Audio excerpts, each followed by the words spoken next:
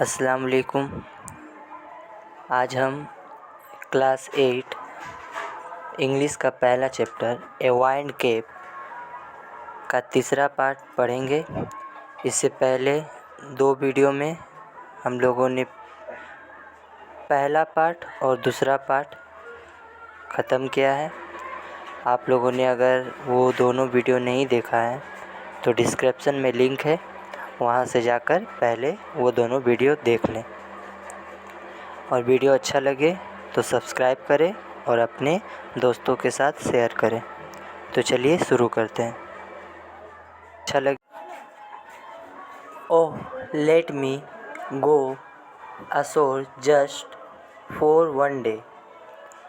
ओह let me go, मुझे जाने दो अशोर, समुंदर के किनारे पर, बस एक दिन के लिए। He begged the captain when they had sighted land. वो कैप्टन से एक तरह से भीख मांगा जब वो समुंदर यानी खुशकी के साइड में था, यानी जब वो समुंदर के किनारे किसी ज़मीन के करीब था तो उसने कैप्टन से ये गिड़गिड़ा कर कहा कि मुझे बस एक दिन के लिए जाने दे। He promise he would return but the captain was unmoved. उसने ये वादा किया कि वो वापस आएगा, मगर कैप्टन के तरफ से कोई हरकत नहीं आया। यानी कैप्टन ना हाँ में जवाब दिया और ना में। However, John could not stop dreaming of the land. इसके बाद भी जॉन ने ज़मीन पर जाने का सपना नहीं छोड़ा। One quiet afternoon, एक दोपहर के वक्त, he lay fast asleep, वो गहरी नींद में सोया हुआ था, and fell to dreaming again, और फिर से सपना देखने लगा। Unknown to him, उसे ये बात मालूम नहीं थी, the ship stood offshore from his old farm, वो जहाज़ उसके पुराने खेत के करीब खड़ी थी। In John's dream, the season turned rapidly. John के सपने में मौसम तेज़ी से बदल रही थी। एंड एज इज टर्न, जैसे वो बदलता यानी जैसे वो करवट लेता वैसे ही मौसम भी बदलती। So did John his bed, क्योंकि जॉन अपने बिस्तर पर था। कॉन्सिक्वेंटली, जिसके नतीजे में the cap on his head twist round and about, टोपी जो उसके सर पर थी वो कभी मुड़ती, कभी गोल होती और कभी ऊपर नीचे होती, यानी करवट लेने से कभी इस तरफ कभी उस तरफ होते रहती। It called up a squall from the clear sky that hit the ship without a warning. उसने साफ बादलों से यानी साफ आसमान से एक तेज़ हवा को बुलाया, यानी तेज़ हवा यानी तूफ़ान भी आप कह सकते हैं, जो जहाज़ को बिना कोई मुत्तका दिए, बिना कोई वार्निंग दिए ज़ोर से टकराया। The wind had been whirling about the boat. हवाएं बोट के ऊपर चक्कर लगा रही थी। टेयरिंग द सेल्स, टेयरिंग यानी फाड़ना, सेल्स यानी बड़े बड़े जहाज़ों में लंबे से खंभे पर बहुत बड़ी कपड़े को लगाया जाता है ताकि हवा के सहारे जहाज़ चले, उसे ही सेल्स कहते हैं। टेयरिंग द सेल्स, सेल्स को चीरते हुए या फाड़ते हुए। एंड स्नैपिंग द स्पार्स, और तेज़ नोकीदार शोर मचाती हुई हवाएं उस खंबे से आकर टकराने लगी। इट्स हिज फॉल्ट, ये उसकी गलती है। द सेलर्स क्राइड, मुल्लाहे रोने लगे। दे शाउट इन एंगर, वह लोग गुस्से में चिल्लाए। एंड फेयर, और डर में। And tried to rip the cap off his head, और कोशिश किए कि उसके सर से टोपी को उतारने के लिए।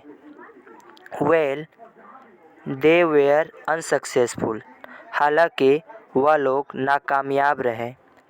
For it was a fairy cap, क्योंकि ये एक फरिश्ते की दी हुई टोपी थी। They pulled it, twist it, वह लोग उसे मोड़े, घुमाए। And so the squall become a strong, जिसके वजह से वो तेज हवाएं तूफान में बदल गई। The mightiest they had ever seen, इतना भयानक कि उन लोगों ने कभी भी ऐसा तूफान नहीं देखा था। The captain ordered his man to bring John before him, captain ने ये हुक्म दिया अपने आदमियों से कि जॉन को यहाँ लाया जाए। इन एंगर, गुस्से में। He grabbed him by the tail of his striped cap, वह उसे पकड़ लिए। By tail of his striped cap, उसके धारीदार टोपी का जो नोक होता है, सामने वाला हिस्सा, उसको पकड़ करके वो उसे पकड़े।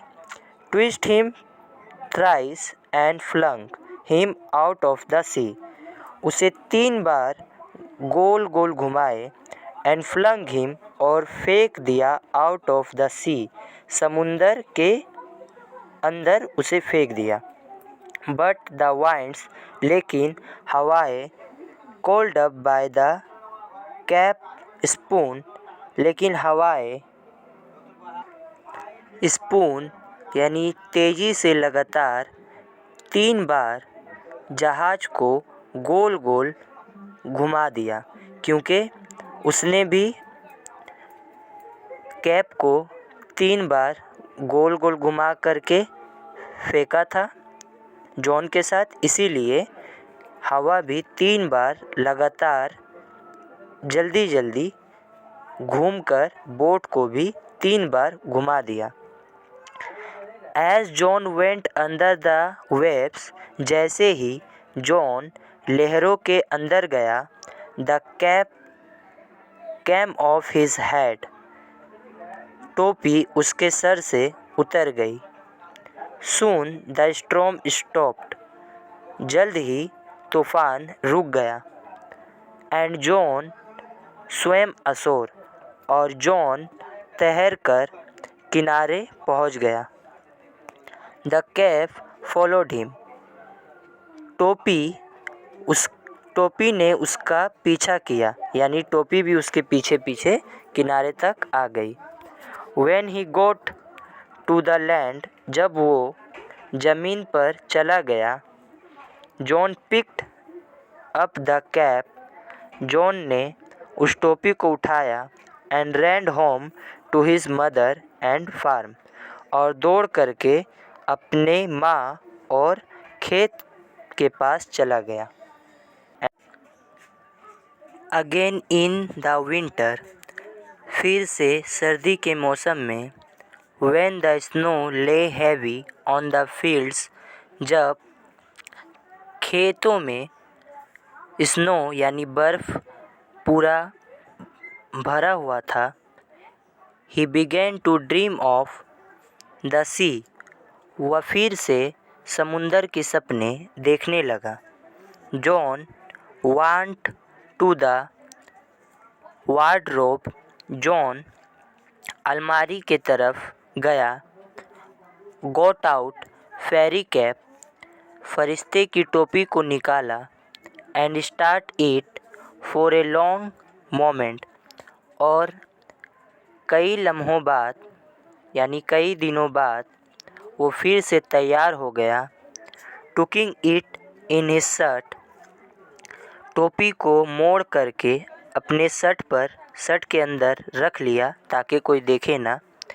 ही ran out to the field, और फील्ड से चला गया। He placed the wind cap under a stone, वो हवाई टोपी को पत्थर के अंदर रख दिया। वेयर, जहाँ ही knew the ferry man would find it, जहाँ वो जानता था कि फेरी मैन यानी वो फरिश्ता वुड फाइंड इट, उसे ढूंढ लेगा यानी टोपी को ढूंढ लेगा। Then he left again for the sea, फिर वो फिर से समुंदर के तरफ चला गया। For the rest of his life, अपनी पूरी ज़िंदगी का John spent half the year on a ship, John आधा साल जहाज पर बिताता, and half on the shore till at last, और आधा साल किनारे यानी ज़मीन पर बिताता, टिल लास्ट यानी अपनी ज़िंदगी के आखिरी तक, यानी पूरी ज़िंदगी में हर साल वो 6 महीना ज़मीन पर रहता और 6 महीना जहाज़ पर समुंदर पर रहता।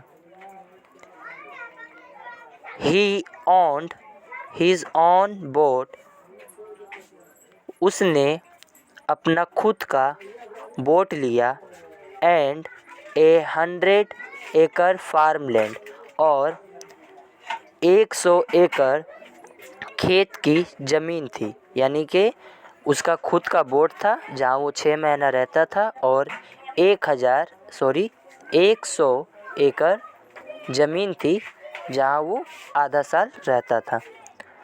From then on he came to be known as Captain Turtle, for he was as much at home on the water as he was on the land. फिर उसके बाद वो कैप्टन टर्टल यानी कैप्टन टर्टल के नाम से जाना जाने लगा, क्योंकि वो टर्टल के तरह ही पानी पर और ज़मीन पर रहता था, इसीलिए सभी लोग उसे कैप्टन टर्टल कहते थे। यहाँ पर हमारा ए वाइंड कैप पूरा मुकम्मल होता है। वीडियो अच्छी लगी हो तो शेयर करिएगा। अगले वीडियो में हम लोग चैप्टर 2 पढ़ेंगे। अस्सलाम वालेकुम।